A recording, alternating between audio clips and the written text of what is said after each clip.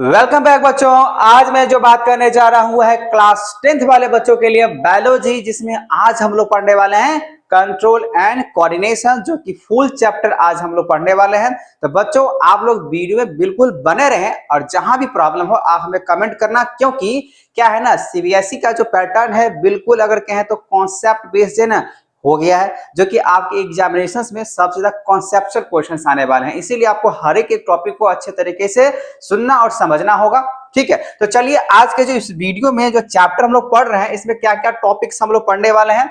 तो बोला कि system of control and coordination in animals के बारे में सीखेंगे। नर्वस सिस्टम्स क्या होते हैं, neurons, reflex action, human nervous systems, human brains, coordination in plants, plant hormones, hormones in animals, importance of iodine और डायबिटीज के बारे में हम लोग अच्छे तरीके से एक एक को यहाँ पे हम लोग समझने वाले। ये सब रहा आपका टॉपिक्स। ठीक है, तो सबसे पहली बात अगर हम बात करें बच्चा, यहाँ पे जितने भी लिविंग ऑर्गेनिज्म होगा वो हमेशा क्या करता है, रिस्पॉन्ड करता है। ठीक है, और जो अगर नॉन लिविंग थिंग्स होगा वो रिस्पॉन्ड नहीं करता, ये आपको अच्छे तरीके से मालूम है। तो कोऑर्डिनेशंस भी वही ऑर्गेनिज्म कर सकता है जो लिविंग होगा। तो यहाँ पे हम लोग जब रिस्पॉन्ड की बात करते हैं ना, तो वो जो रिस्पॉन्ड करेगा, जो लिविंग थिंग्स होगा वो हमेशा क्या करेगा, रिस्पॉन्ड करेगा। रिस्पॉन्ड करेगा, रिस्पॉन्स तो देगा ना। जब वो अगर वैसे ऑर्गेनिज्म जो रिस्पॉन्ड करा तो हम उसको बोलते हैं स्टिमुली बोलते हैं। ठीक है ना। अब यहाँ पे आ जाओ और एक एक बात को समझने की कोशिश करो। जो all living organism respond and react to change in the environment around them. तो जितने भी लिविंग ऑर्गेनिज्म होगा वो रिस्पॉन्ड करेगा और वो खासकर जो है ना अपने आप को रिएक्ट कराएगा। ठीक है ना। जब वो रिएक्ट अगर होगा करेगा, रिस्पॉन्ड करेगा, तो समझ जाना वो एक तरीके से लिविंग ऑर्गेनिज्म है। ठीक है, ये तो समझ में आ गया। सो यहाँ पे कह सकते हैं the change in the environment to which the organism respond and react are called stimuli. तो वैसे लिविंग ऑर्गेनिज्म जो रिएक्ट करे, रिस्पॉन्ड करे इन्वायरमेंट में, तो हम उसको क्या कह सकते हैं बच्चा, स्टिमुली। जैसे हम यहाँ पे कह सकते हैं such as light, heat, cold, sound, smell, touch. ये सबसे अगर किसी भी लिविंग ऑर्गेनिज्म को ऐसा फील होता है या ऐसा कुछ वो रिस्पॉन्ड कर रहा है, तो हम समझ जाएंगे वो क्या है, स्टिमुली है। तो यहां से एक डेफिनेशन समझ में आ गया, स्टिमुली किसको कह सकते हैं। तो जो भी लिविंग ऑर्गेनिज्म होगा या तो रिस्पॉन्ड करेगा या तो वो रिएक्ट करेगा, तो उसी को हम लोग क्या कह सकते हैं, स्टिमुली। उसमें क्या क्या वो रिएक्ट कर सकता है, कहीं पे लाइट आया उसको फील कर सकता है या उसको जो है ना रिस्पॉन्ड कर सकता है, हीट हुआ, कोल्ड हुआ, साउंड हुआ, स्मेल हुआ, टच हुआ। ठीक है। उसी तरीके से अगर बात करें बच्चा, both plants and animals are response to stimuli but in a different manner.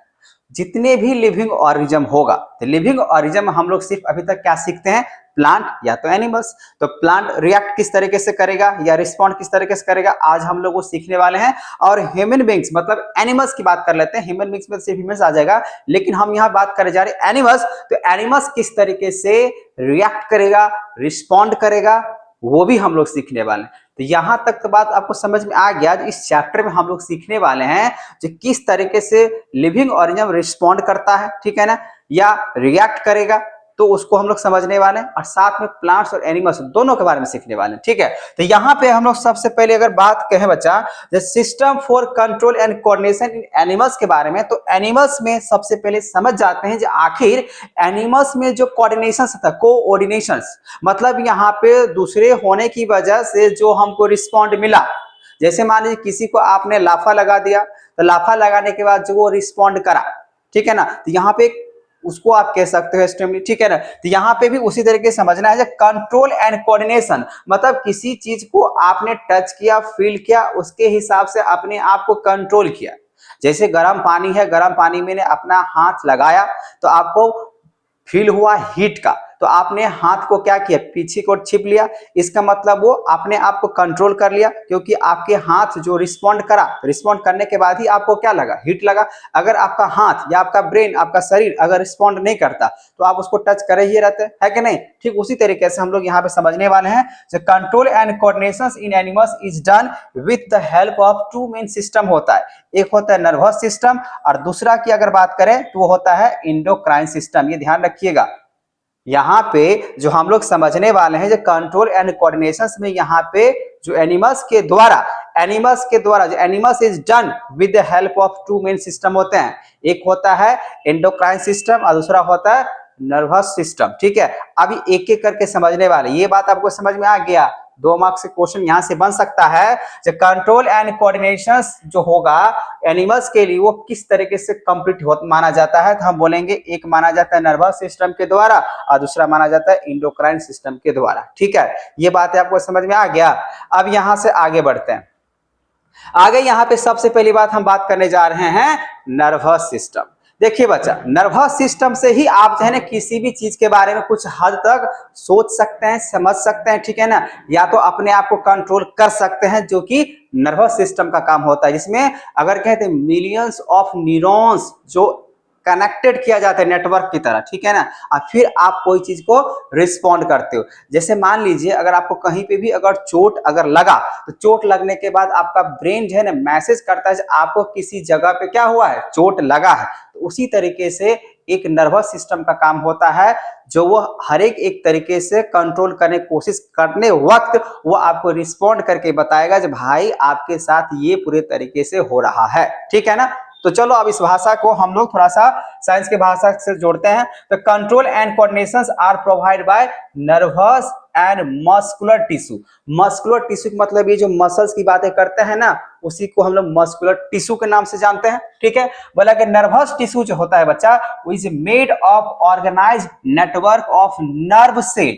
अब ये जो आप देख रहे हो, यहाँ जो आप देख रहे हो कितने सारे नर्व सेल हैं, ठीक है ना, ये मिलियंस ऑफ नर्व सेल्स से जो है ना पूरे तरीके से बना होता है। नर्व सेल्स बोलो या न्यूरॉन्स बोलो, तो मिलियंस ऑफ नेटवर्क, ठीक है, मिलियंस ऑफ अगर कहें यहाँ पे नेटवर्क से, बहुत सारे नेटवर्क से ये बना हुआ रहता है। ठीक है, which is specialised for conducting informations by electrical impulses. तो यहाँ पे देख रहे हो इलेक्ट्रिकल इंपल्सेस के थ्रू ब्रेन में जो है ना मैसेज जाता है, और वही मैसेज को हम लोग जो है ना इतना जल्दी सारे काम होता है, जैसे मैं बोल रहा हूँ आपका ब्रेन सुन रहा है और तुरंत आप कोई चीज को गलत या सही को पकड़ रहे हो, तो सोचे कितना ज्यादा इलेक्ट्रिकल इंपल्सेस के द्वारा आप पे मैसेज जा रहा है ब्रेन को। ठीक है ना, तो मिलियंस मतलब तो कह रहे मिलियंस, बहुत सारे क्या होते हैं स्पेशलाइज एक तरीके से इंफॉर्मेशंस को इलेक्ट्रिकल इंपल्सेस के द्वारा एक जगह से दूसरी जगह जो है ना बॉडी पार्ट में ट्रांसमिट करके पहुंचा दिया जाता है। आपको भूख लगता है, प्यास लगता है, टॉयलेट लगता है, आपको जाना है, रोना है, हंसना है, इतने सारे काम अगर हो रहा है तो आप कह सकते हो यहाँ पे वो नर्वस टिश्यू की वजह से। और नर्वस टिश्यू जो होता है बच्चा, वो बना होता है नेटवर्क ऑफ नर्व सेल या न्यूरॉन से बना होता है, और हर एक तरीके से कहा जाए वो अपने आप एक स्पेशल होता है, स्पेशलिस्ट होता है, स्पेशलाइज्ड होता है। ठीक है, चलो ये तो बात समझ में आ गया। जो नर्वस सिस्टम की जो बातें हम लोग कर रहे हैं वो बहुत सारे न्यूरॉन से बना हुआ है। देख सकते हैं यहाँ पे एग्जांपल्स के लिए इस तरीके से मैं आपको पिक्चर दिखा रहा हूँ, जो बहुत सारे न्यूरॉन्स की तरह होता है। चलो अब यहाँ पे एक एक तरीके से हम लोग यहाँ पे समझने वाले हैं, आखिर ब्रेन को मैसेज जो पहुंचता है उसमें किसका किस तरीके से हाथ होता है। हाथ कहने का मतलब ये हुआ किस तरीके से कौन कौन से इसमें ऐसे बातें हैं जो इतना जल्दी जो है ना हम कोई भी बात को रिएक्ट करके उसका जवाब दे सकते हैं। तो सबसे पहली बात हम अगर बात करें वो होता है रिसेप्टर्स। रिसेप्टर्स अगर बात करें तो यहाँ पे आपको पता होना चाहिए, जैसे हम लोग के बॉडी में अगर बोला जाता है, फिलहाल हम लोग बचपन से पढ़ते आ रहे हैं,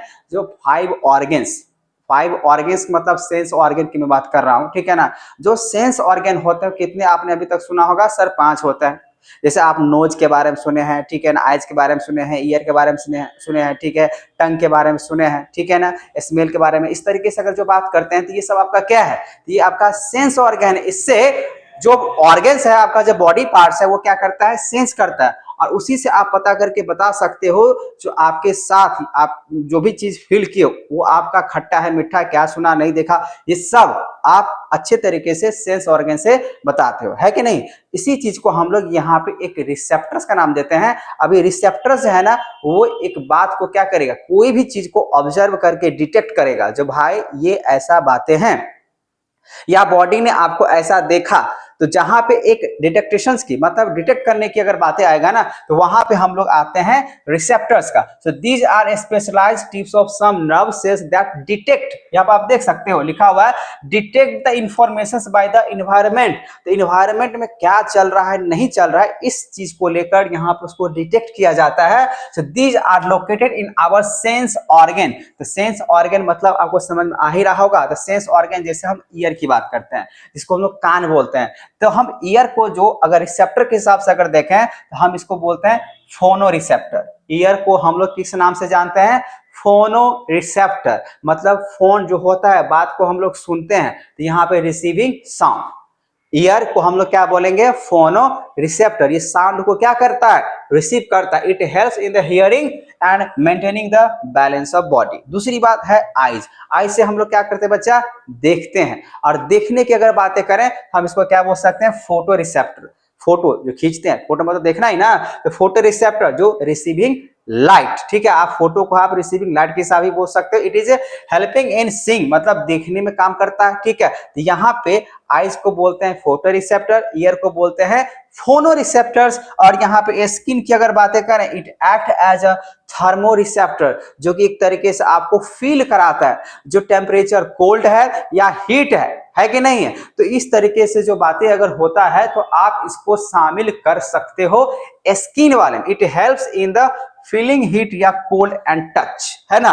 फिर नोज की बात करें तो जो कि किसके लिए होता है? स्मेल के लिए होता है। इसको बोलते हैं olfactory receptor, sense of smell.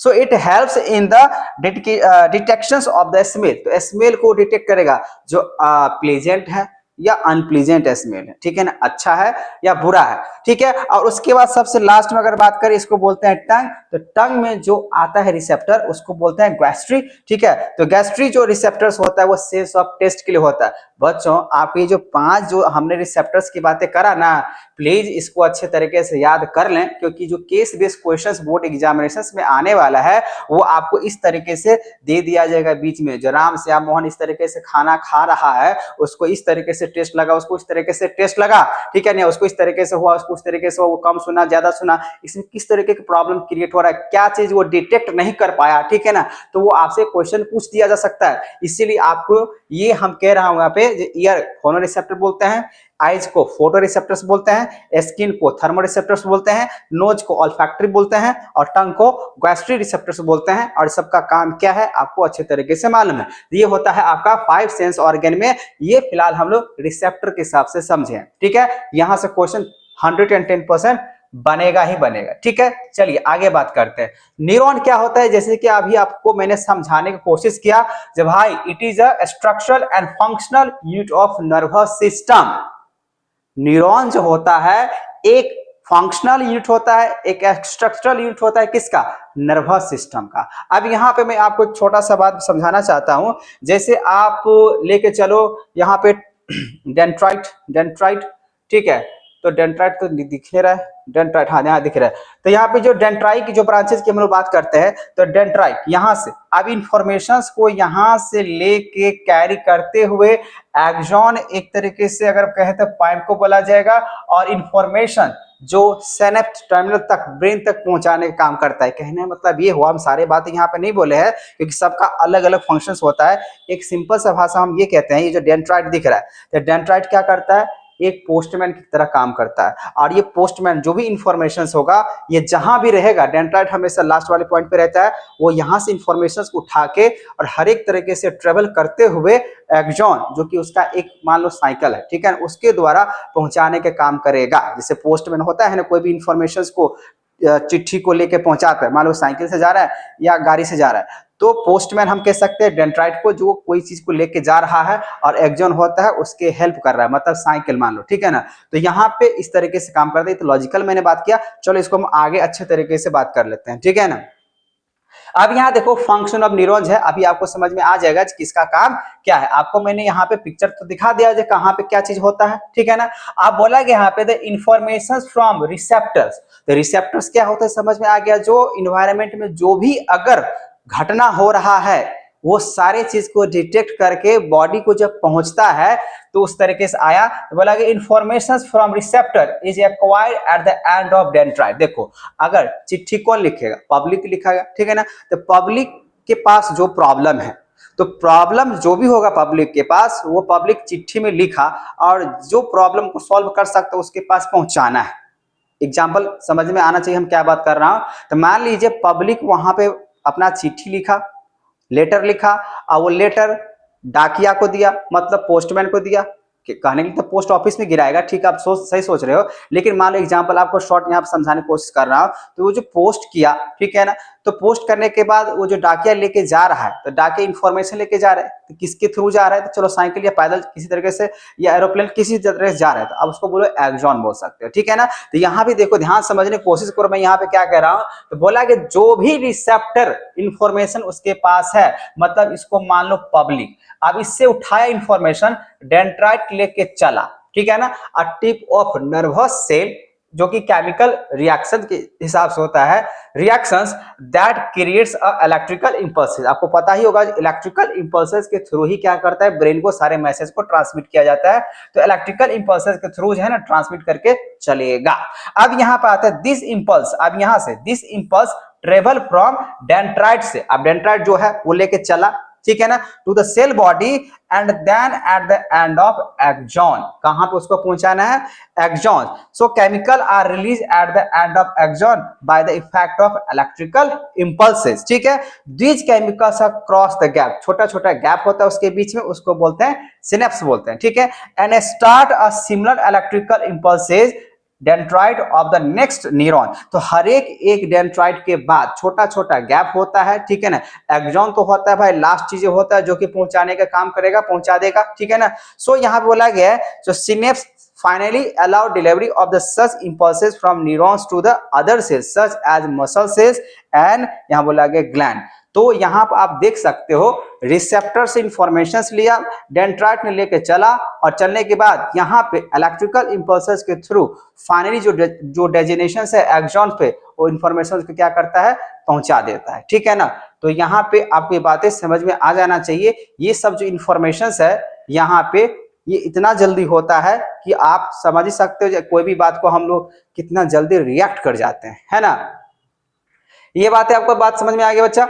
चलो अब आगे समझते हैं। यहाँ देखो ये है न्यूरॉन्स का मस्कुलर जंक्शंस दिया गया है, जो किस तरीके से यहाँ पे माइटोकॉन्ड्रिया, जो कि आपको पता ही होगा पूरे एनर्जी का हाउस माना जाता है, तो यहाँ पे न्यूरॉन मस्कुलर जंक्शंस दिया गया, ये एक्सॉन्स है, मस्कुलर फाइबर है, कैपिलरीज दिया गया, और ये एक आगे की ओर जो इंफॉर्मेशन होता है कैरी फॉरवर्ड करता है। अब है पार्ट्स ऑफ न्यूरॉन्स। तो न्यूरॉन्स का कौन कौन से पार्ट्स होते हैं, थोड़ा ध्यान से सुने, क्योंकि ये आपको मैं जल्दी जल्दी रिवाइज करवाने की कोशिश कर रहा हूं बच्चा, क्योंकि मैं डिटेल में नहीं जा रहा हूं, क्योंकि अगर डिटेल में अगर जाऊंगा तो वीडियो लंबा बन जाएगा। तो फिलहाल आपको यहाँ पे वैसा पॉइंट्स को मैं समझा रहा हूं जो एग्जामिनेशन के हिसाब से बहुत ही ज्यादा इंपॉर्टेंट है, ठीक है। पार्ट्स ऑफ अगर बात करें यहाँ पे न्यूरॉन्स के बारे में, तो न्यूरॉन्स के कितने पार्ट्स होते हैं, तो पहला मैंने अभी बताया जो कि क्या होता है, डेंड्राइट होता है, ठीक है ना। अब डेंड्राइट की अगर बातें करें बच्चा, तो डेंड्राइट क्या, तो डेंड्राइट हम बोल सकते हैं इट एक्वायर इंफॉर्मेशन, जैसे कि मैंने अभी आपको समझाया। सेल बॉडी क्या होता है, द मेन बोला गया था इंफॉर्मेशन एक्वायर्ड, जो भी इंफॉर्मेशन होगा वो एक्वायर्ड करेगा by it travel as a electrical impulses. तो ये एक ट्रैवलिंग जो इंफॉर्मेशन को लेके जा रहा है, मैंने वहां पे एक्सॉन को थोड़ा सा साइकिल मान लिया था, लेकिन वो डेजिनेशन से मान लो लास्ट पॉइंट है जहां तक उसको पहुंचना है। अब यहाँ पे चलो हम यहाँ पे समझ लेते हैं इलेक्ट्रिकल इंपल्सेस को, एक साइकिल है जो उसके थ्रू क्या करना है, पूरे डेजिनेशन जहां पे जगह है उसको पहुंचाने का काम करेगा।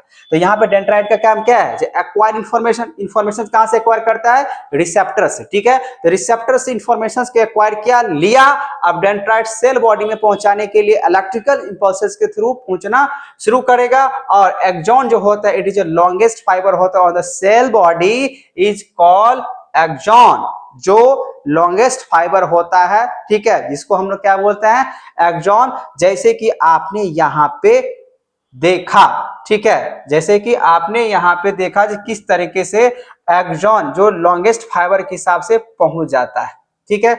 जैसे आपको मैं यहाँ दिखा रहा हूं, ये वाले, ये देख रहे हैं एक्सॉन दिख रहा है आपको, तो यहां से लेके इंफॉर्मेशन इलेक्ट्रिकल इंपल्स के थ्रू एक लॉन्गेस्ट फाइबर दिख रहा है आपको, ये लॉन्गेस्ट फाइबर के हिसाब से वहां पे पहुंच जाता है। ठीक है, इसी का मैं बात कर रहा था। अब आगे सुनो, ये तो समझ में आ गया सर, जो एक्सॉन आप जो बता रहे हो वो समझ में आ गया। जो एक्सॉन जो होगा लॉन्गेस्ट फाइबर होता है सेल बॉडी को, जिसको हम लोग कह सकते हैं।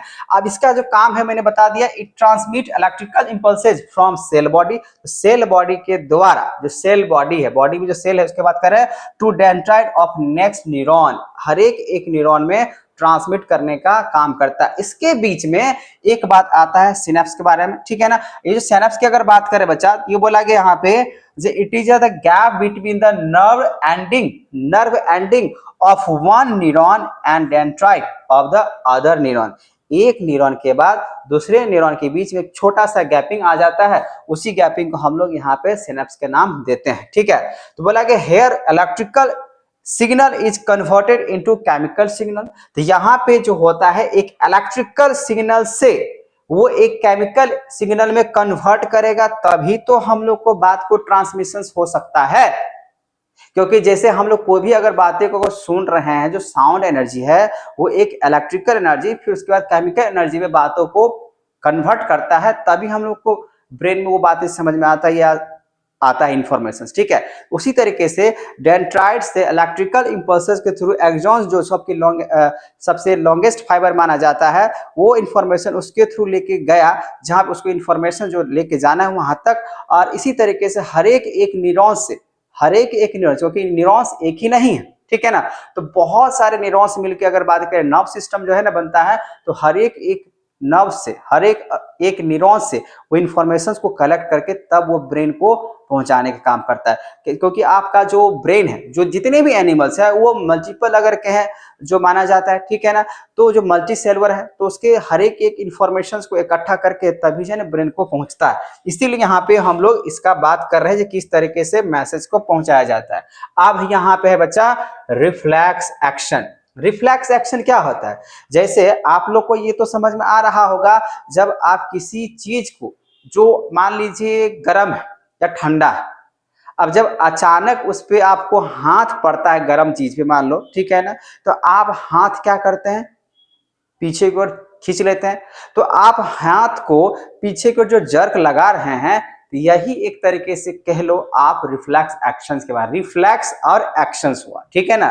तो ये रिफ्लेक्स एक्शंस क्या होता है, तो यहाँ पे वही जो हम लोग अभी तक सुनते आ रहे हैं, नर्वस सिस्टम की बातें हैं, न्यूरॉन्स का ही बातें हैं और डेंड्राइट का ही बातें हैं, जो कि जैसे ही अगर हम लोग के हीट पे हाथ पड़ा, मान लो पानी गर्म है उस पे हाथ पड़ा, तो हम लोग हाथ पीछे को जो खींच रहे हैं, क्योंकि हम क्या है, एक स्टिमुली है, हम एक लिविंग ऑर्गेनिज्म है, हमने क्या किया, रिस्पॉन्ड किया। तो जो हमने रिस्पॉन्ड किया तो वो रिफ्लेक्स एक्शंस के थ्रू आया, ठीक है ना। जब भाई ये पानी गर्म है और ये ऐसा, इस पे हाथ नहीं रखना है ना, तो तुरंत क्या हम लोग क्या करते हैं, एक्शन लेना शुरू कर देते हैं। अगर मान लीजिए आप अगर रिस्पॉन्ड नहीं करते, अगर आपका हाथ मान लीजिए रिस्पॉन्ड नहीं करता, जब गर्म पानी है उसमें से हाथ हटाओ, क्योंकि जब तक हाथ को फील नहीं होगा तब तक आप रिस्पॉन्ड नहीं कर सकते हो। जैसे ही आपको हाथ को फील हुआ, हैंड को फील हुआ, वो स्किन के हिसाब से हुआ ना, स्किन क्या होता है, तो स्किन में आपने देखा जहां पे कोल्ड या हीट को टच करने के साथ ही जो वो रिसेप्टर जो है ना अपने तरफ पता चल लेता है, इस तरीके से है। तो जैसे उसको पता चला तभी तो आपका हाथ रिस्पॉन्ड करा, और फिर आपका ब्रेन सोचा, फिर आपने क्या किया, उस हाथ को पीछे किया, ठीक है। तो यहाँ पे कुछ इस तरीके से ही बात को हम लोग को यहाँ पे अभी सुनना है। बोला कि यहाँ पे रिफ्लेक्स एक्शन के बारे में, reflex action is a quick sudden and immediate response of the body at a stimulus। Stimulus मैंने बता दिया क्या होता है। एग्जांपल के लिए नी jerk withdrawal of hand on touching hot object, जैसे कि अभी मैंने बताया। अब ये स्टिमुलस क्या होता है, इट इज ऑब्जर्वेबल या detectable change in the external या internal environment to the which an organism react. तो वही है, जो भी अगर इन्वायरमेंट में लिविंग ऑर्गेनिज्म होगा, या तो उस चीज को डिटेक्ट करेगा, या तो अपने हिसाब से रिस्पॉन्ड करेगा, या रिएक्ट करता है, उसी को आप क्या कहिएगा, स्टिमुलस बोलिएगा। ध्यान रखिएगा क्योंकि केस बेस्ड क्वेश्चन आएगा आपको, ठीक है। अब बोलेंगे यहाँ पे रिफ्लेक्स आर्क क्या होता है, the pathway through which nerve impulse passes during reflex action is called reflex arc, इसको ध्यान से सुन ले क्योंकि यहाँ पे आपसे क्वेश्चंस लेबल करने के लिए आएगा, जो कि अभी मैं आपको डायग्राम दिखा रहा हूँ जो कि एनसीईआरटी के हिसाब से आपको समझने हैं। बोला गया रिफ्लेक्स आर्क किसको कहिएगा, तो बोला गया यहाँ पे द पाथवे, एक ऐसा रास्ता जहां पे बोला गया नर्व इंपल्स पास होता है। जब नर्व इंपल्स के थ्रू, इलेक्ट्रिकल इंपल्स के थ्रू जो इंफॉर्मेशन पास हो रहा होता है और वो रिफ्लेक्स एक्शन में आएगा। जो हमने भाई गर्म पानी को हाथ लगाया, हमने अपने हाथ को पीछे विड्रॉ किया, खींचा, तो हम कह सकते हैं यहाँ विड्रॉ लिखा हुआ है ना, मतलब पीछे खींचना, ठीक है, विड्रॉ करा। आप इसको देखो ध्यान से, पहली बात यहाँ समझ जाओ किस तरीके से आपका हाथ, हम लोग तो समझते हैं पानी में हाथ लगाए या कोई भी गर्म ऑब्जेक्ट है, हीट वाला है, कोल्ड वाला है, तो हम लोग तुरंत हाथ खींच लेते हैं। लेकिन ये सब इतना जल्दी होता है कि आप सोचते हैं वो गर्म था इसीलिए। लेकिन इसमें साइंस क्या कहता है, इसमें साइंस कहता है, मान लीजिए ऑब्जेक्ट अगर बात कर लेते हैं हीट वाला है, हीट कैसा है, मतलब स्टिमुलस कैसा है, हीट है। अब क्या होगा, रिसेप्टर, यहाँ पे कौन सा रिसेप्टर्स काम कर रहा है, तो स्किन रिसेप्टर्स काम कर रहा है, उसको पता चला भाई हाथ पक रहा है, ठीक है ना।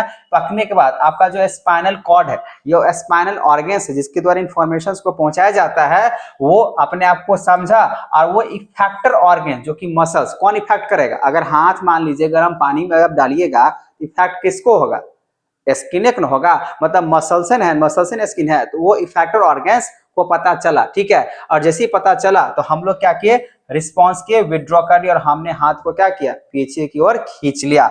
ये आपका रिफ्लेक्स एक्शन का पाथ है जो कि आपको याद रखना है। पहले हीट, फिर उसके बाद आपका रिसेप्टर्स आता है, फिर आप उसके बाद स्पाइनल्स जो है ना ऑर्गन्स आते हैं, फिर आपका इफेक्टर ऑर्गन्स आता है, और फाइनली आप उसको रिस्पॉन्ड करके हाथ को क्या करते हो, पीछे की ओर खींच लेते हो। ये 5 गो रास्ता दिया गया है। तो जब भी अगर आपको इस तरीके से अगर आएगा तो आप ऐसे डायरेक्शंस के पाथवे बता सकते हैं, भाई ये सब प्रोसेस के द्वारा ऐसा होता है, ठीक है। समझ में आ गया बात। चलो अब यहाँ पे हम लोग थोड़ा सा अल्ट्रा देख लेते हैं, जो डायग्राम क्या कह रहा है। जैसे मान लीजिए रिस्पॉन्स यहाँ पे करा, कोई भी गर्म, यहाँ देखो, यहाँ से देखो, जैसे ये चाय बन रहा है ना, sensor, thermal, pain, receptor, finger, तो चाय बन रहा है, स्टिमुलस यहाँ पे हाथ उसको जो है ना गर्म फील हुआ, तो आफ्टर पाथवे जैसे ये चला, चलने के बाद यहाँ पे बताया गया है, जैसे यहाँ पे असेंडिंग पाथ ब्रेन को पहुंच गया, भाई गर्म है, लेकिन कैसे, तो एक्जिस्टिंग इंटरनल यहाँ बताया जा रहा है। यहाँ से आप 3 गो लाइन दिया गया है ना, 3 को यहाँ पे आपको रास्ता दिख रहा है, ये जो ब्लू कलर का है, रेड कलर का है, तो यहाँ से इंफॉर्मेशन जो है ना, बाइसेप ट्राइसेप जो भी उसका मसल्स है उस पे जैसे उसको फर्क पड़ा, तो फर्क पड़ने के बाद वो सारे चीज को ध्यान में रखते हुए रिस्पॉन्ड करके पीछे भी खींचाती, यहाँ पे इफेक्टर मसल्स, यहाँ पे आर्म्स है, ठीक है ना, तो उसको पता चला और स्पाइनल कॉर्ड के द्वारा ब्रेन में इंफॉर्मेशन पहुंच जाता है, जो भाई यहाँ पे ये गर्म ऑब्जेक्ट है। आपको सिंपल तरीके से ये वाला आपको याद कर लेना है, समझ में आ जाना चाहिए, ठीक है। अब यहाँ पे देखो बच्चा, रिस्पॉन्स, तो रिस्पॉन्स क्या है, तो it is the final reactions after the reflex action. तो जो रिस्पॉन्स होता है ये फाइनल रिएक्शंस होता है रिफ्लेक्स एक्शन का। ये जो रिफ्लेक्स एक्शंस हो रहा है, फाइनली जो आपने हाथ को पीछे की ओर जो खींचा ना, वही आपका रिस्पॉन्स हुआ है कि नहीं है। तो यहां से बच्चों क्वेश्चंस आपका 110% आएगा ही आएगा। तो ये वाली बात है। और ये जो रिफ्लेक्स आर्क या एक्शंस के बारे में बात कर रहा हूं, यहाँ पे किस तरीके से काम हुआ, इसको प्लीज अच्छे तरीके से याद कर ले, समझ लें, क्योंकि आपसे क्वेश्चन यहाँ से पूछा जा सकता है। चलो अब यहाँ पे इतने बात होने के बाद हम लोग अब पढ़ने वाले हैं ये जो रिस्पॉन्स हो रहा है रिफ्लेक्स एक्शन का सबसे अंतिम पड़ाव था। अब बोला गया ये जो रिस्पॉन्स होता है वो कितने टाइप्स का होता है। So there are 3 types of responses, ठीक है। रिस्पॉन्सेस कितने तरीके से हो सकता है बच्चा, 3 तरीके से हो सकता है। एक होता है वॉलंटरी, दूसरा होता है इनवॉलंटरी, और तीसरा होता है रिफ्लेक्स एक्शन। अब ये जो वॉलंटरी का हम जो बात कर रहे हैं, वॉलंटरी जिस पे हम लोगों का कंट्रोल अगर कहें रहता है, जिस पे हम लोगों का खुद का कंट्रोल रहता है, उसको बोलते हैं वॉलंटरी या वॉलंटरी एक्शंस भी बोल सकते हो। जैसे बातें करना, ठीक है ना, उसके बाद खाना कितना खाना है, ठीक है ना, कब चलना है, कब मुझे पेन को रखना है, ठीक है ना, ये जो हुआ ये होता है वॉलंटरी एक्शंस में, या वॉलंटरी रिस्पॉन्स भी बोल सकते हो। तो जहां पे फोर ब्रेन सोचता है, हम लोग वही पढ़ने वाले हैं, जब ब्रेन 3 तरीके के होते हैं, 3 टाइप्स के हिसाब से। लेकिन रिस्पॉन्स किसको कह सकते हैं, जहां पे वॉलंटरी होगा, जहां पे हम लोग कह सकते हैं लिखना, पढ़ना, बातें करना, ये सब जन 4 ब्रेन सोच रहा है, जहां पे ब्रेन का कंट्रोल हम लोग अपने तरीके से कर सकते हैं, ठीक है ना। अब ये जो इनवॉलंटरी एक्शंस की अगर बात करें बच्चा, या इनवॉलंटरी रिस्पॉन्स का, ये हम लोगों की बस की बातें नहीं है। ये कंट्रोल जो है ना खुद मिड ब्रेन करेगा और हिंड ब्रेन करेगा, दोनों करेगा। लेकिन वॉलंटरी एक्शंस का अगर बात करें, वो सिर्फ और सिर्फ फोर ब्रेन ही कर सकता है। अच्छे तरीके से ध्यान से सुन ले, समझ ले, क्योंकि क्वेश्चंस यहां से भी आते हैं, ठीक है। एग्जांपल्स के लिए आप देखो, हार्ट बीट की अगर बात करें, वोमिटिंग की बातें करें, रिस्पायरेशंस की बातें करें, ये सब जो है ना हम लोग कंट्रोल नहीं करते। हम लोग मतलब क्या, यहाँ पे शरीर का वो हिस्सा करता है जिसमें मिड ब्रेन आता है और हिंड ब्रेन आता है, ठीक है। उसके बाद यहाँ पे अगर बच्चा अगर बात करें रिफ्लेक्स एक्शंस का, तो बोला गया कंट्रोल बाय स्पाइनल कॉर्ड। जो स्पाइनल कॉर्ड होता है पता ही होगा, जो बैकबोन के पीछे होता है स्पाइनल कॉर्ड। जैसे एग्जांपल के लिए withdrawal of hand and touching hot object, अभी हम लोग समझे थे ना रिफ्लेक्स एक्शंस क्या होता है। तो ये बात बताया गया रिस्पॉन्सेज। तो रिस्पॉन्सेज मैंने यहाँ पे तीन तरीके से दिया गया है, वॉलंटरी रिस्पॉन्स, इनवॉलंटरी रिस्पॉन्स और रिफ्लेक्स एक्शन के हिसाब से। वैसे यहाँ पे इनवॉलंटरी एक्शंस या वॉलंटरी एक्शन से भी आप इसको समझ सकते हो। चलो ये बातें आपको समझ में आ गया, थोड़ा और डिटेल में समझते हैं। Need for reflex action. अब क्वेश्चन यहां पे ये आया कि रिफ्लेक्स एक्शंस का क्यों आवश्यकता पड़ता है।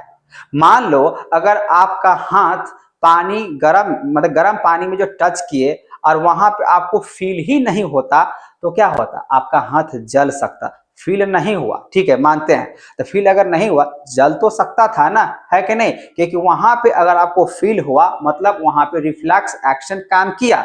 और जहां पर अगर मान लीजिए आपको फील ही नहीं होता है, कोई भी ऑब्जेक्ट जो ठंडा है या गर्म है, मतलब वैसे सब्सटेंसेस जो ठंडा और गर्म होने का कोई फर्क ही नहीं पता चल रहा है, तो वहां पे क्या हो सकता है, आपको नुकसान हो सकता है। क्योंकि कोई चीज अगर गर्म रहेगा तो आपको पता नहीं चलेगा, और वहां पर आप कोई चीज अपना हाथ ही अगर रखे हो, कुछ भी चीज रखे हो, तो जल सकता है कि नहीं। तो यहाँ पे यही बात मैं कह रहा हूँ, तो नीड्स क्यों होता है, तो जरूरत है भाई, क्योंकि in some situations such as touching hot object या पिंचिंग, अगर चींटी अगर कोई काट रहा है तब तक पता चलना चाहिए भाई, ठीक है। So we need to act quickly, otherwise अगर मान लीजिए उसका रिस्पॉन्ड नहीं दे रहे हैं, ठीक है ना, अगर हम कोई पिंच कर रहा है या कोई चीज ठंडा है गर्म है और उसको हम रिस्पॉन्ड अगर नहीं कर रहे हैं, ये हमारा बॉडी, ठीक है ना, उस तरीके से मान लीजिए रिस्पॉन्ड नहीं कर रहा है, तो हमारे लिए, हमारे शरीर के लिए क्या हो सकता है, हार्म हो सकता है, नुकसान हो सकता है। So here response is generated from spinal cord. तो जो रिस्पॉन्स होता है किसके द्वारा रिस्पॉन्ड किया जाएगा, spinal cord instead of brain. So in this way time of talking action is reduced, we save us brain injury। तो देखिए अगर रिफ्लेक्स एक्शन होता है तभी तो इंजरी होने से, ठीक है ना, या कोई भी चीज नुकसान होने से हमको बचाया जा सकता है। इसीलिए रिफ्लेक्स एक्शन बहुत जरूरी है, ताकि किसी भी तरीके से शरीर का इंजरी नहीं हो, एक्सीडेंटली नहीं हो, ठीक है ना, या बर्न ना हो, ठीक है ना। इसके लिए हम कह सकते हैं यहाँ पे रिफ्लेक्स एक्शन बहुत ही ज्यादा जरूरत है, ठीक है। अब यहाँ पे बात बच्चा हम लोग कर रहे हैं ह्यूमन नर्वस सिस्टम, मतलब इंसान का जो नर्वस सिस्टम है वो कैसे काम करता है। यहाँ पे भी हम दो तरीके से बात करने जा रहे हैं। Human nervous system consist of two parts, दो पार्ट्स में डिवाइड किया गया। एक होता है CNS, ठीक है ना, सेंट्रल नर्वस सिस्टम, और दूसरा होता है PNS, पेरिफेरल नर्वस सिस्टम। और ये जो सेंट्रल नर्वस सिस्टम की अगर बातें करें, जिसमें दो चीज को कंसिस्ट करना पड़ेगा, एक होता है ब्रेन और दूसरा होता है स्पाइनल कॉर्ड। ध्यान समझिएगा, सेंट्रल नर्वस सिस्टम जो है ना, जो कि इसमें मुख्य बातें आता है सेंट्रल नर्वस सिस्टम का, एक आता है ब्रेन और दूसरा क्या आता है, स्पाइनल कॉर्ड, ठीक है। एक आएगा ब्रेन और दूसरा क्या आएगा, स्पाइनल कॉर्ड। उसी तरीके से अगर बात करें जो पेरिफेरल है, पेरिफेरल जो आएगा वो अलग अलग जोड़ के बना है, ठीक है। तो बोला कि peripheral nervous system consist of cranial nervous which are arise from the brain and spinal nervous which arise from the spinal cord. मतलब ये तो इसमें कंसिस्ट करता ही करता है, लेकिन इसमें इस बातों को अलग अलग बातों से लेकर जो ब्रेन को इंफॉर्मेशन को पहुंचाता है वो पेरिफेरल में आता है। तो इसको थोड़ा सा और हम लोग आगे चल के सीखते हैं, ठीक है। ह्यूमन ब्रेन, आप यहाँ पर देख सकते हो, ये है आपका ह्यूमन ब्रेन, जो कि यहाँ पे मिड ब्रेन की बात बताया गया। इसको थोड़ा सा अच्छे तरीके से इस डायग्राम को देख लें, और वैसे आपके बुक में यही डायग्राम सेम टू सेम दिया हुआ है, ठीक है। अब यहाँ जो अगला जो पोर्शन दिया हुआ है, ये आपका फोर ब्रेन है, ठीक है ना। ये हाइपोथैलेमस होता है, पिट्यूटरी ग्लैंड्स होता है, ठीक है ना। Hind brain. और हिंड ब्रेन में यहाँ पे तीन बातें को शामिल किया जाता है, एक होता है पोंस, दूसरा होता है मेडुला और तीसरा अगर बातें करें तो सेरेबेलम होता है। ठीक है, तो ध्यान रखे बच्चा, यहाँ पे हिंड ब्रेन में अगर कहें तीन बातें यहाँ पे शामिल करना होता है। अब ये जो दिख रहा है ये है आपका स्पाइनल कॉर्ड है, जो ब्रेन के पीछे, जो मैंने बोला बैकबोन पीछे से जुड़ा हुआ रहता है। ठीक है, और ये है आपका मिड ब्रेन है, और ये क्रैनियम स्कल है जो कि स्कल को प्रोटेक्ट करने का काम करता है। और ये सेरेबेलम दिख रहा है, ये सब जो दिख रहा है ना वो क्या है, सेरेबेलम है। ये आपका स्ट्रक्चर दिया गया ब्रेन का। ठीक है, तो ज्यादा डिटेल में हम बात नहीं कर रहे हैं। अब देखो, ब्रेन बोला गया यहाँ पे is the main coordinating centre of the body, it has three major parts होता है, तीन इसके मेजर पार्ट्स दिया गया, फोर ब्रेन, मिड ब्रेन और हिंड ब्रेन। ठीक है, यहाँ पे जो हम लोग देख रहे हैं ब्रेन का, तो ब्रेन का तीन मेन जो है ना कोऑर्डिनेटिंग पार्ट्स दिया गया बच्चा। इससे क्वेश्चन आपको आते ही आता है, तो इसको थोड़ा ध्यान से सुने और समझे। पहला जो लिखा हुआ है फोर ब्रेन, फिर दूसरा क्या है मिड ब्रेन, और तीसरा क्या है हिंड ब्रेन। मालूम चल गया ना, तीन तरीके के ब्रेन होता है। अब यहाँ पे तीनों में जो हम लोग बात करने वाले हैं, यहां से क्वेश्चंस आएगा। जो फोर ब्रेन का काम क्या होता है, वैसे तो हम लोग अभी देख चुके हैं, जो फोर ब्रेन में जो है ना वॉलंटरी एक्शंस आएगा या इनवॉलंटरी आएगा, वो मैंने बता रखा है। अब यहाँ पे इसको और डिटेल में समझते हैं। जैसे कि आप यहाँ पे देख रहे हो, अगर सबसे पहले अगर बात करें वॉलंटरी का, तो वॉलंटरी सॉरी फोर ब्रेन का, तो फोर ब्रेन में क्या कह रहा है, it is the most complex और specialised part of the brain होता है। It consist of cerebellum. ये क्या कंसिस्ट करता है, सेरेबेलम, जैसे कि अभी आपको पिक्चर्स में मैंने दिखाया था। ठीक है, अब इसका थोड़ा सा काम समझ लेते हैं, ये काम क्या करता है, फोर ब्रेन का काम क्या है। तो बोला गया thinking part of the brain control the voluntary action, मैंने अभी बताया है। ठीक है ना, जो फोर ब्रेन होता है ना वो वॉलंटरी एक्शन के हिसाब से काम करता है, इंफॉर्मेशंस को स्टोर करके रखता है, receive sense impulses from various parts of the body.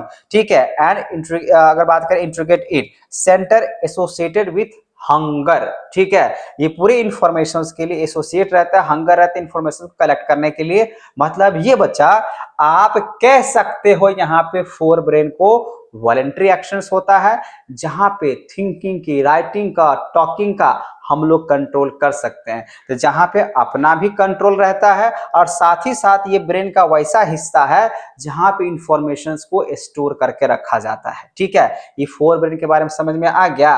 अब थोड़ा सा आगे की ओर चलते हैं, अब आते हैं मिड ब्रेन। मिड ब्रेन क्या होता है, तो मिड ब्रेन यहाँ पे अगर थोड़ा सा ध्यान से अगर सुने तो थोड़ा दोनों तरीके से काम समझना पड़ेगा।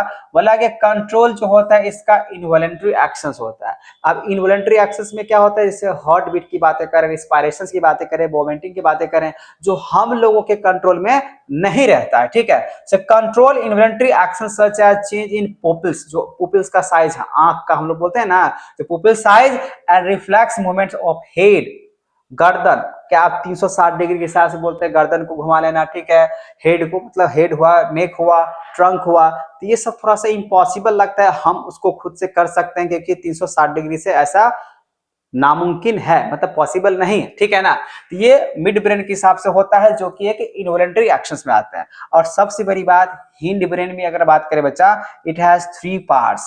अभी हम लोग हैं फोर ब्रेन और उसके बाद देखें मिड ब्रेन। तो जो फोर ब्रेन होता है वो वॉलंटरी एक्शंस में आता है, और वही मिड ब्रेन की बात करें ये इनवॉलंटरी एक्शंस में आता है। और ये जो हिंड ब्रेन है ना बच्चा, ये दोनों मिलकर काम करना चाहिए इसको। ठीक है, बोला इसके तीन पार्ट्स है, एक तो बोला गया सेरेबेलम है, जैसे कि आपको मैंने यहाँ पे अभी पिक्चर्स दिखाया था। तो बोला गया कंट्रोल पोस्चर्स एंड बैलेंस, तो बॉडी का पोस्चर्स कैसा होना चाहिए, बैठने का, सुनने का, बोलने का। ठीक है ना, तो वो बात बोला गया सेरेबेलम की, वो डिसीजंस लेता है। और बोला कि यहाँ पे प्रिसीजंस ऑफ वॉलंटरी एक्शंस, ये voluntary actions such as picking of pen.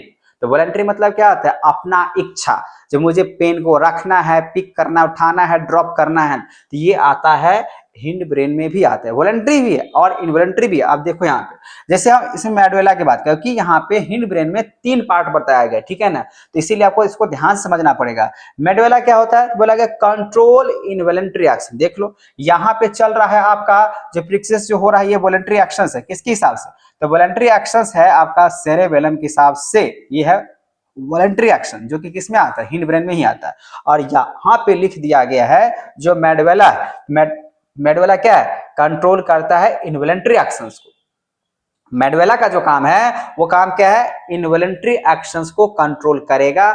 जैसे ब्लड का सर्कुलेशंस की बात करें, ब्लड के प्रेशर्स की बातें करें, सैलिवेशंस की बात करें, मोटिवेशंस की बात करें, सॉरी मोटिवेशन बोले वोमिटिंग की बातें करें, ये सब है ना मेडुला के हिसाब से कंट्रोल होता है। तो मेडुला कंट्रोल इन्वॉलंटरी एक्शंस। और वही अगर बात करें बच्चा पोन्स के बारे में, तो बोला गया ये भी एक इन्वॉलंटरी एक्शंस होता है, रेगुलेशन ऑफ रिस्पायरेशन। तो ये जो है ना सांसें लेना है, एनर्जी ट्रांसफर करना है, ब्लड को ऑक्सीजन में मिलाने हैं, ऐसे बहुत सारे रिस्पायरेशन में हम लोग पढ़ चुके हैं, ठीक है ना, जो बातें होता है। ठीक है, तो बच्चों आपको क्या करना है, इसको अच्छे तरीके से समझ लेना है, याद कर लेना है, जो कि सबसे ज्यादा इंपॉर्टेंट है, क्योंकि यहां से भी क्वेश्चंस आते ही आते हैं। ठीक है, चलो अब आगे बढ़ते हैं। यहाँ पे protection of brain and spinal cord. तो ब्रेन को प्रोटेक्शंस करने की जरूरत तो है और स्पाइनल कोड को भी प्रोटेक्शंस करने की जरूरत है, क्योंकि जो ब्रेन होते हैं लगभग में लिक्विड्स वाले ही होते हैं। जब प्रोटेक्शंस ऑफ ब्रेन की अगर बात करें, brain is protected by a fluid filled balloon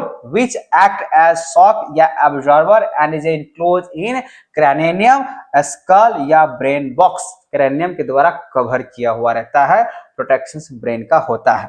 protection of spinal cord जो बैक में रहता है ब्रेन के, या हम बोल सकते हैं बैकबोन के पीछे रहता है। Spinal cord is enclose in vertebral column. जो वर्टेब्रल कॉलम कुछ इस तरीके से जो बना हुआ रहता है, ठीक है ना, वही से क्या बोला गया है, पूरा उसको प्रोटेक्शन मिलता है।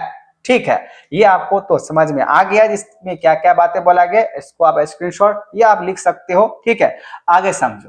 Coordinations between nerves and muscular tissue. अभी कोऑर्डिनेशंस पे आ जाते हैं। तो कोऑर्डिनेशंस के लिए देखिए, जब तक सारे जो सेंस ऑर्गन है इकट्ठा होगा नहीं, तब तक जो है कोई चीज को सही तरीके से कंट्रोल हम लोग नहीं कर सकते हैं। ठीक है, तो यहाँ पर देख लो बच्चा, बोला गया for talking place the voluntary actions in the brain has to send message to the muscles. तो जो भी एक्शंस है वो ब्रेन को, मसल्स में कुछ भी अगर हैपनिंग हुआ है तो वो पहुंचा दिया जाता है। The communications between the central nervous system मतलब CNS and the other parts of the body is facilitated by the peripheral nervous system।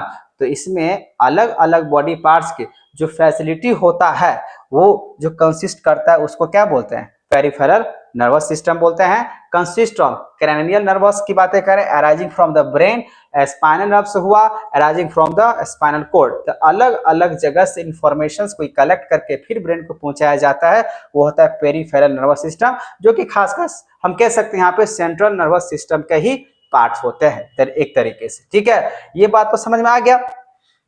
अब बोला जा रहा है the brain thus allow think and take action based on the that thinking. है कि बात तो सही है। तो हम लोग का जो ब्रेन है वो क्या करता है, जो आप जो भी सोच रहे हो, जो भी समझ रहे हो, उसके बेस पे आप क्या लेते हो, एक्शन लेते हो। इसीलिए बोला जाता है आप हमेशा क्या करो, पॉजिटिव सोचो, पॉजिटिव रहो, एनर्जेटिक रहो, ताकि क्या होना चाहिए, अगर कोई ब्रेन आपका बातें को सुन रहा है, समझ रहा है, ब्रेन सुन रहा है, समझ रहा है, तो उसके हिसाब से जो आपका एक्शंस हो वो सही तरीका से होना चाहिए। अगर आप नेगेटिव अगर सोचते हो, नेगेटिव आपके थॉट प्रोसेस अगर हैं, तो क्या हो सकता है, प्रॉब्लम हो सकते हैं दूसरों के लिए भी और खुद के लिए। इसीलिए हमेशा सोच कैसा रखना चाहिए, पॉजिटिव वाला, ठीक है, और एनर्जेटिक वाला। ठीक है, so this is accomplished through the complex design. और पूरे तरीके से ब्रेन इतना ज्यादा कॉम्प्लेक्स डिजाइन किया हुआ है, तो आप आगे चल के बायोलॉजी लेके थोड़ा देखिएगा, पढ़िएगा, तो आपको समझ में आ जाएगा कि आखिर ये ब्रेन का कितना कॉम्प्लेक्सिटी है सोचने, समझने और काम करने के लिए। ठीक है, with the different parts of the brain responsible for interrogating different inputs and output. तो आपने यहाँ पर देखा जो ब्रेन में बहुत सारे तरीके के अगर कहें इंट्रोगेटेड अगर पार्ट होता है जिसका अलग अलग काम होता है। तो हम सारे पार्ट्स की तो बात यहाँ पे नहीं कर सकते हैं, जो कि आपने यहाँ पे ब्रेन की जो बातें करा, ठीक है ना, ये जो ब्रेन जो आपको दिख रहा है इसे बहुत सारे आपको तो ये सिर्फ सीखने के लिए, समझने के लिए ये सब इंफॉर्मेशन वाली चीजें हैं, लेकिन ऐसा नहीं है, इसमें बहुत सारे बातें होता है। ठीक है बच्चों, चलिए आगे समझते हैं। जैसे कि आप यहाँ पर देख सकते हो सेंस ऑर्गन, इसमें आता है सेंसरी नर्व्स आता है, सेंस में मतलब सेंट्रल नर्वस सिस्टम में क्या बोला गया है, इंफॉर्मेशन रिसीव प्रोसेस होता है, डिसीजन मेड होता है, रिस्पॉन्स कंसर्न, फिर मोटर नर्व के द्वारा आगे मसल्स के हिसाब से पहुंचता है, रीअरेंजमेंट होता है मसल्स के प्रोटीन्स, और उसके बाद मसल जो है उसको शॉर्ट करता है और फिर रिस्पॉन्स करता है, जो कि अभी हम लोग रिफ्लेक्स एक्शन के द्वारा भी समझने की कोशिश किए थे। ठीक है, लिमिटेशन ऑफ इलेक्ट्रिकल कम्युनिकेशंस या नर्वस सिस्टम। लिमिटेशंस का मतलब होता है एक तरीके से डिसएडवांटेज, ठीक है ना। तो इसके लिमिटेशंस क्या है, देखो बच्चा, बोला कि यहाँ पे जो इलेक्ट्रिकल इंपल्सेज के द्वारा जो भी पहुंचता है, बोला कि electric impulse will reach only to those cells that are connected by the nerve tissue. तो जो भी इंफॉर्मेशन है जो इलेक्ट्रिकल इंपल्स के थ्रू पहुंचेगा वो एक नर्व टिश्यू के साथ कनेक्ट होता है। After generation and transmission of electrical impulse, the cell takes some time of rest and its mechanism before transmitted another impulses, so cell cannot be continuously create and transmit impulses। तो क्या होता है ना, हर एक जैसे blood के circulation की बातें करें, जैसे फोर्थ चैम्बर के हिसाब से हम बातें करते हैं ना, तो पल्मोनरी वेन के द्वारा ब्लड आते हैं, तो जो फोर्थ चैम्बर्स होता है थोड़ा थोड़ा देर के लिए वहां पे क्या करता है, अच्छा वो तो आगे की जो प्रोसेस वो कंटिन्यू चलते रहता है, लेकिन वो थोड़ा सा वहां पे रिलैक्स भी करता है, फिर वो कॉन्ट्रैक्शन रिलैक्स कॉन्ट्रैक्शन जैसे करता है, उसी तरीके से हम यहाँ पे ये नहीं कह सकते हैं रेगुलर जो कंटिन्यूटली है वो क्रिएट एंड ट्रांसमिट इंपल्स है। ये तो आपको समझ में आ गया। बिफोर द ट्रांसमिट करने से पहले बोला गया है cell can not continuously create and transmit. अब सोचो उतना होने के बावजूद भी इतने सारी इंफॉर्मेशन है ना, हम लोग को जल्दी ट्रांसमिट हो जाए। प्लांट्स की बात करें तो plants do not have any nerve system chemical communication. देखो हम लोग बात करें लिमिटेशन, ये इसका डिसएडवांटेज है।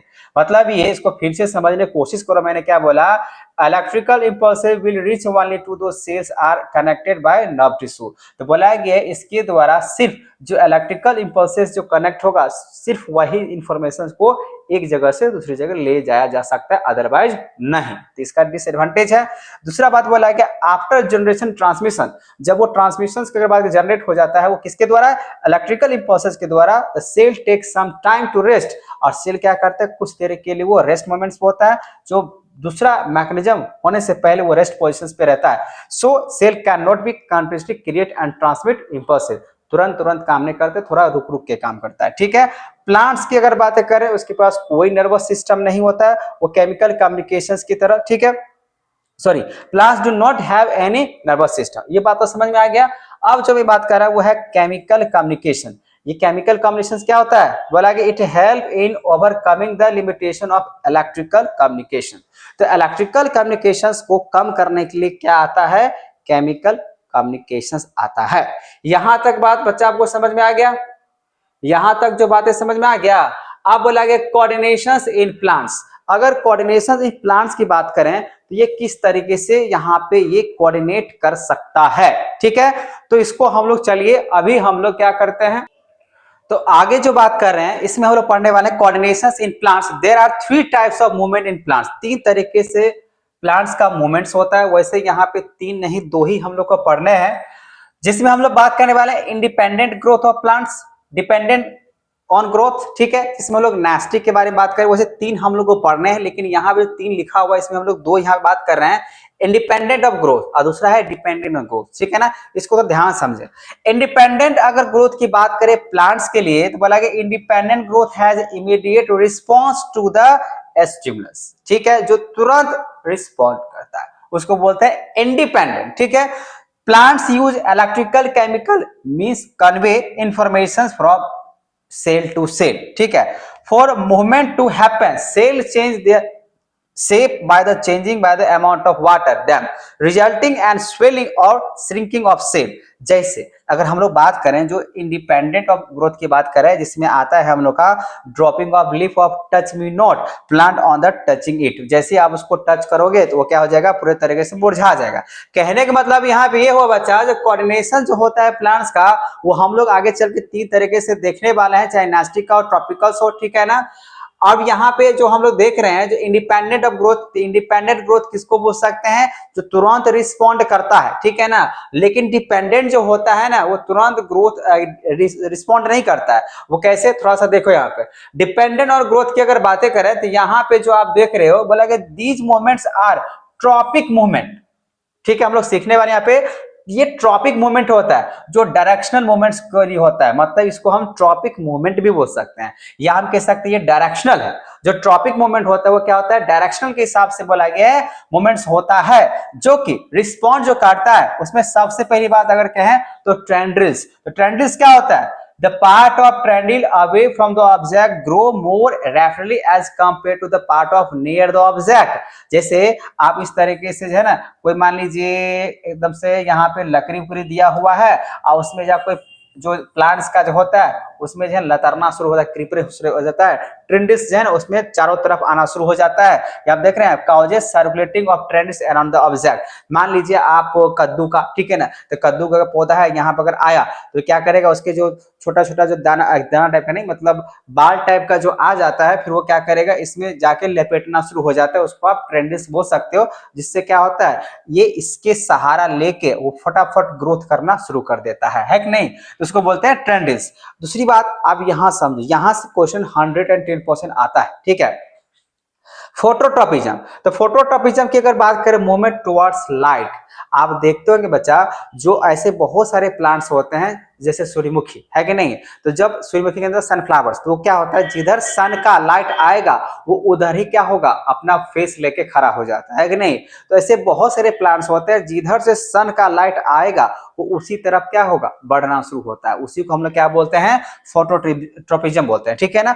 उसके बाद आता है geotropism, movement towards away from gravity, मतलब ग्रेविटी मतलब क्या, नीचे अर्थ से नीचे की ओर अवे फ्रॉम जो है ना बढ़ना शुरू हो जाता है। और तीसरा यहाँ पे अगर देखे बच्चा चौथा वो है आपका chemotropism, growth of pollen tube towards ovule, खासकर ओव्यूल में जो डेवलप होता है, फ्लावरिंग होता है, सीड्स की बातें करते हैं, वो आता है आपका कैमियोट्रॉपिज्म में आता है। ये सब याद कर लें, ठीक है। और फिर आता है हाइड्रोट्रॉपिज्म, तो मूवमेंट्स टुवर्ड्स वाटर, ये वाटर की तरफ जो मूवमेंट्स करेगा इसी को हम लोग क्या बोलते हैं, हाइड्रोट्रॉपिज्म के नाम से जानते हैं। तो ये बात बच्चा आपको समझ में आ गया। ये जो आपको दिख रहा है ये डिपेंडेंट ऑन ग्रोथ है, मतलब ये डिपेंड करता है, प्लांट्स क्या करता है इस बातों पे ये डिपेंड करेगा जो हमको किस तरफ जाना है किस तरफ नहीं जाना है। तो जैसे उसको जिस तरीके से आपको उस सिचुएशंस में मिलेगा वो अपने आप को वैसे ही है ना मूवमेंट करना शुरू हो जाता है, डिपेंडेंट जो है, ठीक है। आगे सुनो, जैसे कि आप यहाँ पे जो एग्जांपल्स देख रहे हो, जैसे देखो रूट्स ग्रो टुवर्ड्स ग्रेविटी, मतलब ग्रेविटी ये ऊपर सरफेस ज्यादा ग्रेविटी काम करता है, नीचे आता है, ठीक है ना। तो नीचे आ रहा है तो ये नेगेटिव ट्रॉपिज्म हो जाएगा, ऊपर की ओर है तो पॉजिटिव, सॉरी उल्टा मैंने बोल दिया। नेगेटिव अगर बात करें जियोट्रॉपिज्म मतलब ग्रेविटी के बियॉन्ड, मतलब सॉइल जो है, सॉइल से अगर मान लीजिए ऊपर की ओर अगर जा रहा है तो नेगेटिव जियोट्रॉपिज्म की बातें करेंगे, और सॉइल से नीचे की ओर आता है उसको क्या बोलते हैं, पॉजिटिव जियोट्रॉपिज्म बोलते हैं। और ऐसा केस बेस्ड क्वेश्चंस में आता ही आता है, ठीक है। तो इस चीज को आप ध्यान से सुन लें, shoot grow away from gravity हो रहा है, ऊपर की ओर जा रहा है। यहां भी आप देख सकते हो प्लांट्स को उल्टा इस तरीके से कर दिया गया है, तो ये शूट जो दिख रहा है ये भी ग्रेविटी से ऊपर जा रहा है, तो आप इसको क्या कहते हैं, नेगेटिव जियोट्रॉपिज्म बोल सकते हैं, पिज्म बोल सकते हैं। और जैसे कि यहाँ पर नीचे की ओर जा रहा है तो ये पॉजिटिव जियोट्रॉपिज्म के हिसाब जाएगा, पॉजिटिव, क्योंकि रूट्स ग्रो कर रहा है टुवर्ड्स ग्रेविटी, और यहां भी जो रूट्स ग्रो कर रहा है वो टुवर्ड्स ग्रेविटी ही कर रहा है, इसी वजह से ये होता है पॉजिटिव। और इसके ऊपर वाले जो पार्ट होता है वो होता है नेगेटिव, क्योंकि ये एंगेस्ट या टुवर्ड्स अगर कहें तो ग्रेविटी है। और भी सुनो, यहाँ पे यही मैं बात कहने जा रहा हूं, तीन प्रकार के जो आप देख सकते हैं यहाँ पे टैक्टिक मूवमेंट की बात। यहाँ पे देखो भाई मेन कैरेक्टरिस्टिक क्या है, यहाँ पे यहां से क्वेश्चंस आता है, जो ट्रॉपिक मूवमेंट्स क्या होते हैं, नेस्टिक मूवमेंट्स क्या होते हैं, तो overall displacement of plants body in response to external stimulus, मतलब यहाँ पे सारे जो यहाँ पर रिस्पांस अगर होगा वो एक्सटर्नल की वजह से जो होता है उसको टैक्टिक मूवमेंट्स बोल सकते हैं। ट्रॉपिक मूवमेंट्स क्या होता है, बोला movement of curvature in response the direction of source of stimuli, मतलब ये बोल सकते हैं ये डायरेक्शनल होता है या तो यूनि डायरेक्शनल बोल सकते हैं। और ये जो बोला गया nastic movements of curvature respond to the intensity of stimuli, तो जिधर दिखाई देगा उधर ही ये जाएगा, ठीक है। इसमें आप देख सकते हो बोला गया effect of stimuli influence by the both directions and intensity रहता है इसका। और वही ट्रॉपिक मूवमेंट की बात करें इन्फ्लुएंस बाय डायरेक्शन के हिसाब से रहेगा, और वहां पे इन्फ्लुएंस बाय अगर कहें तो इंटेंसिटी ऑफ स्टिमुली, तो जिधर उसको सनलाइट दिखेगा, ठीक है ना, उस तरह से जाएगा। फिर बोलेंगे यहाँ पे कंसर्न ऑर्गन क्या है, the entire plants of body, इसमें जो कंसर्न ऑब्जेक्ट पूरे प्लांट्स आता है, इसमें ग्रोइंग प्लांट्स ऑर्गन्स है, इसमें भी मैच्योर्ड प्लांट जैसे सनफ्लावर वो उस तरफ जो है ना नेस्टिक मूवमेंट में चला जाता है। ग्रोथ की बात करें बच्चा, इसमें बोला गया नॉट रिलेटेड टू ग्रोथ, इसमें ग्रोथ की बातें नहीं होता, इसमें ग्रोथ करता है, इसमें नॉट रिलेटेड टू ग्रोथ क्योंकि उसमें मैच्योर वाले प्लांट्स होते हैं। ठीक है, रोल अगर बात करें ऑक्सीन्स का, आगे सुनने वाली जो ऑक्सीन्स क्या होता है, नो रोल ऑफ ऑक्सीन्स। ठीक है, auxins play the vital role, जो कि ग्रोथ, सिंपल सी बात कह सकते हैं, ये जो ऑक्सीन हार्मोन्स होता है ना, ये ग्रोथ हार्मोन्स होता है। ठीक है, इसमें कोई ग्रोथ की बातें नहीं करता है, इसमें भी कोई ग्रोथ की बातें नहीं होता है, जो लिखा है ना auxins play the vital role, अच्छा इसमें ग्रोथ की बातें किया जाता है, सॉरी इसमें जो है ना ग्रोथ की बातें नहीं किया जाता, ऑक्सीन्स का इसमें कोई मेन रोल नहीं है। उसके बाद एग्जांपल्स में अगर देख सकते हैं बच्चा, इसमें जो टैक्टिक्स मूवमेंट की बात कर रहे हैं, male gametes of first movements towards the ovary of the action of malic acid, जियोट्रैमेटिक की बात कर सकते हैं, जियोमैटिक।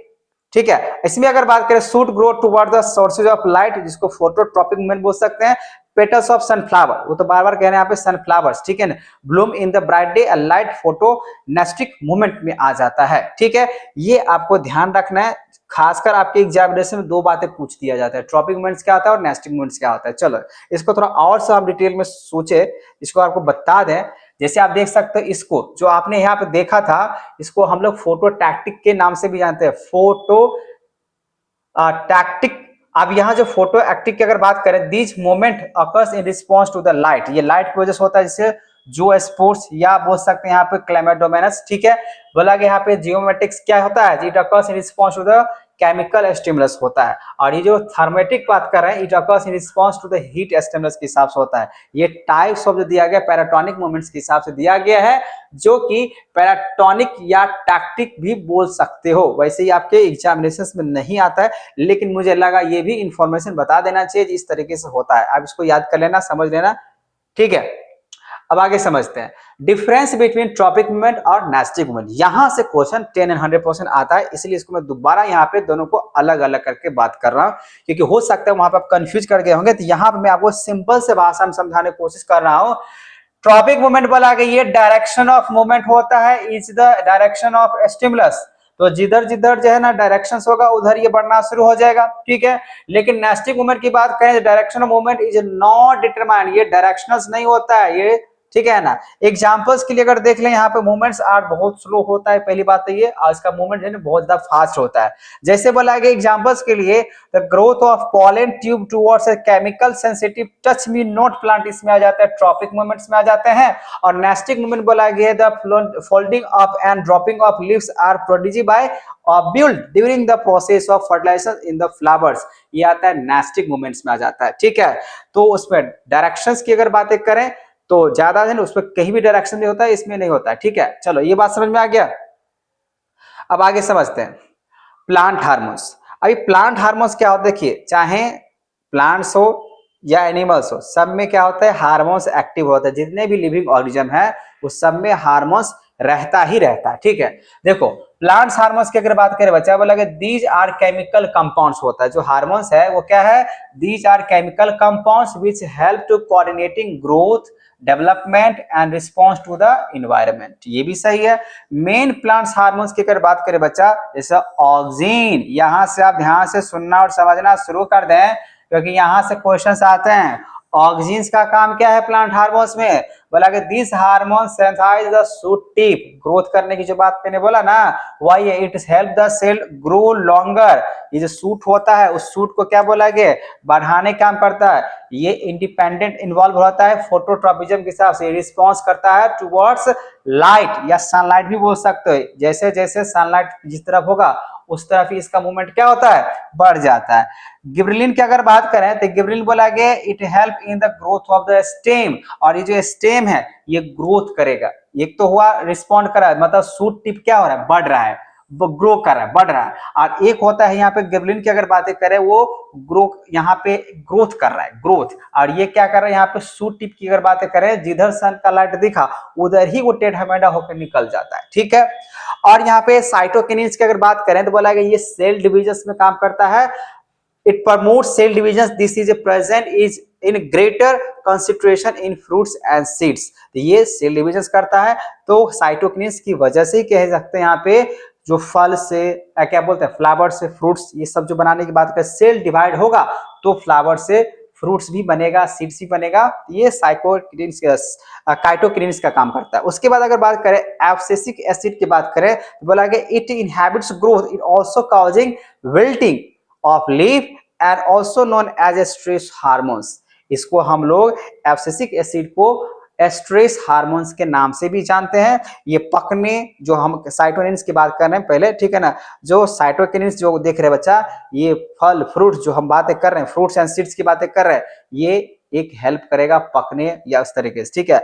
ये जो एब्सिसिक एसिड है ये क्या होता है, जब कुछ पक जाता है या उसमें कह सकते हैं पत्ते में मान लीजिए पीलापन अगर आ जाएगा तो वो जो नीचे जो ड्रॉप हो रहा है, झड़ रहा है, ठीक है, नीचे गिरने का, उसको हम स्ट्रेस हार्मोन्स के भी नाम से जानते हैं। तो ये भी आपका जो है मेन प्लांट्स क्या बोलते हैं, प्लांट का मेन यहाँ पे हार्मोन्स दिया गया, ऑक्सिन्स, गिबरेलिन्स, साइटोकिन्स और एब्सिसिक एसिड। ये ध्यान रखें।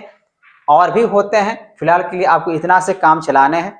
आगे बात करें hormones in animals. Hormones in animals की अगर बात करें बच्चा, the hormones are the chemical substances which coordinate the activities of living organism and also their growth. तो बोला कि यहाँ पे हार्मोन्स है एक केमिकल सब्सटेंसेज है प्लांट्स के लिए भी और एनिमल्स के लिए, जो कि हर एक एक्टिविटीज को बोला गया वो सही तरीके से वो पकड़ में लाता है। चाहे ग्रोथ होने की बात करें या ग्रोथ नहीं होने के सवाल पे अगर बात करें तो हमेशा ध्यान रखना वो हार्मोन्स के ऊपर डिपेंड करता है। जैसे किसी भी अगर बात करें एनिमल्स में, बात करें ह्यूमन बींग्स की बात करें तो किसी का हाइट बढ़ रहा है, किसी का हाइट नहीं बढ़ रहा है, ठीक है, बहुत ज्यादा फैट तुरंत हो रहा है, कोई दुबला पतला हो रहा है, तो ये भी हार्मोन्स के ऊपर ही डिपेंड करता है।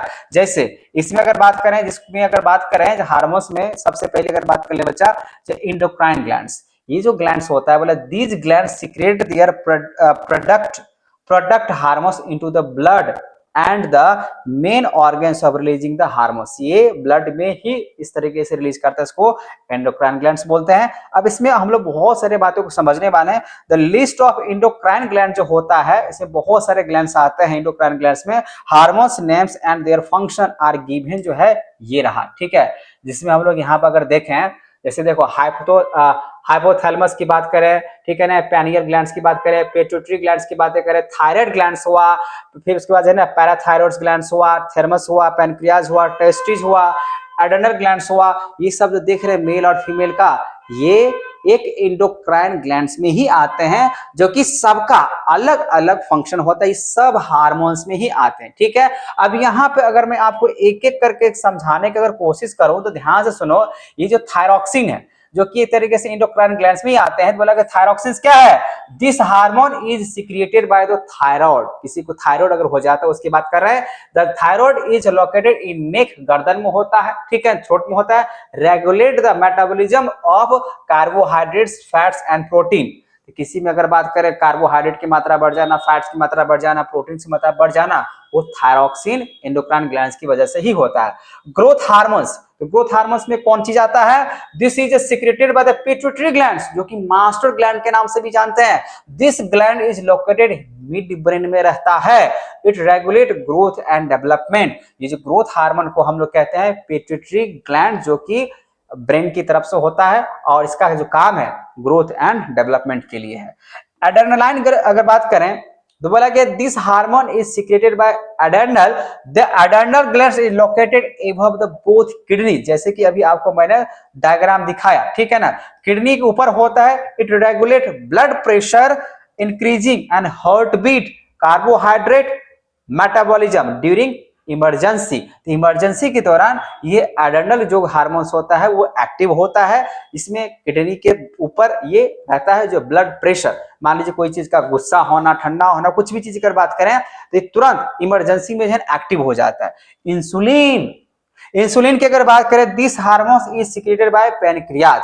तो पैनक्रियाज तो बात पता ही होगा कि दोनों तरीके से काम कर सकता है, एक तो हार्मोन्स का काम करता ही करता है, बाकी बाद वो डाइजेशन में भी मैकेनिज्म उसका रहता है, ठीक है। तो this hormone is secreted by the pancreas.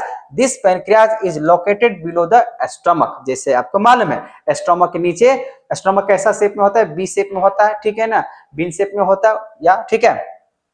It reduce and regulate blood sugar level. जो पैनक्रियाज का जो काम होता है वो होता है ब्लड शुगर को मेंटेन करना, बीपी को कंट्रोल करना। बीपी भी आ सकते हैं, शुगर लेवल भी हो गया, ठीक है ना। ये इंसुलिन, इंसुलिन ही क्या करता है, एक ऐसा हार्मोन्स है जो पेनक्रियाज के द्वारा सिक्रिएटेड किया जाता है। पेनक्रियाज जो कि लोकेटेड है स्टमक के पीछे, और बोला गया ये रिड्यूस करता है ब्लड शुगर लेवल को।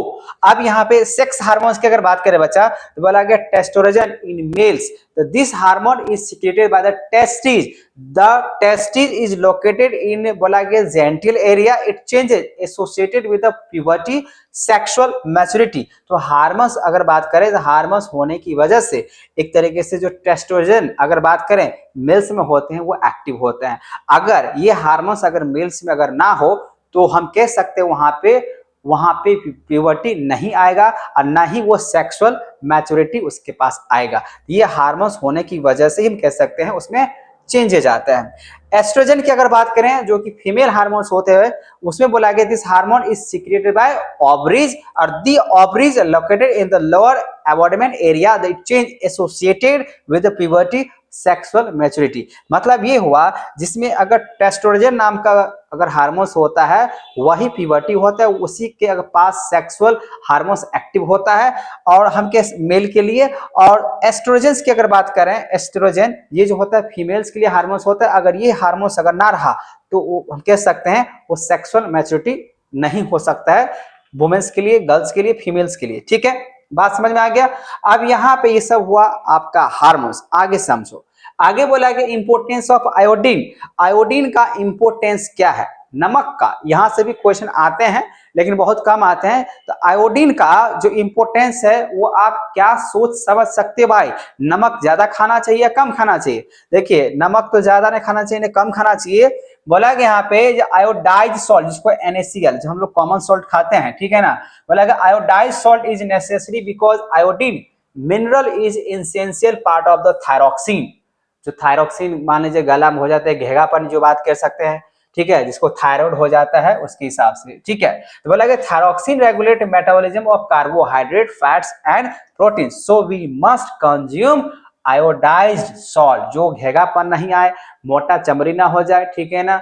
तो ऐसा के लिए आपको क्या करना पड़ेगा, नमक तो लेना ही पड़ेगा। So necessary for proper working of thyroid glands, काम अच्छी तरीके से कर सके। A deficiency causes a disease called goitre, ठीक है, जो कि हम लोग स्वेलन ऑफ नेक के पास हो जाता है।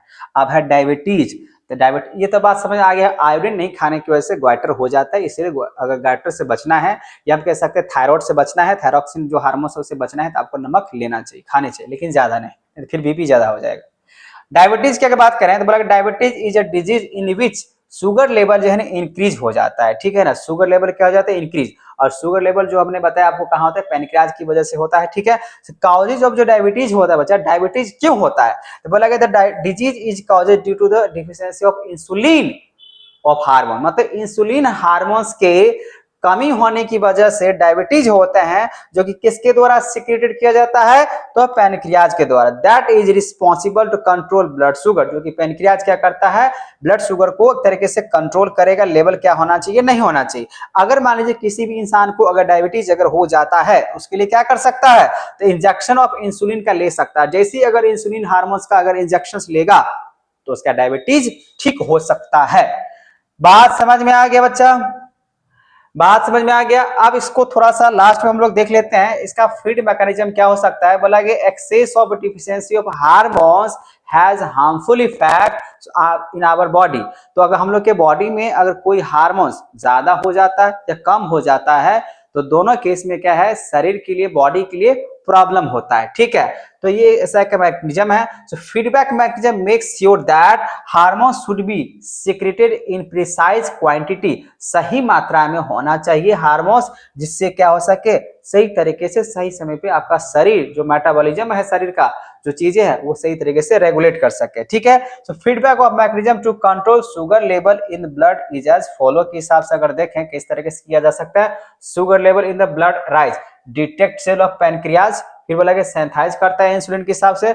ब्लड शुगर लेवल को है ना फॉल है तो स्टॉप्स, बोला गया सिक्रेटिंग मोर इंसुलिन, और फिर इसको स्विच कर दिया जाता है, भाई इसको कंप्लीट जो है ना सही करो।